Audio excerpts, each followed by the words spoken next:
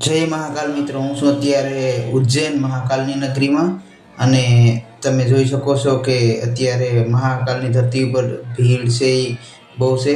અને અહીંથી અમે જઈશું હવે કાળ ભૈરવના મંદિરે દર્શન કરવા.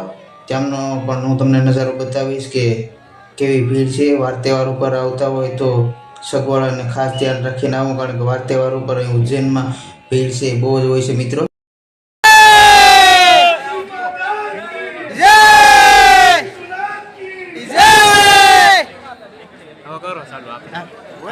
પબ્લિક તો દેખાય બરાબર.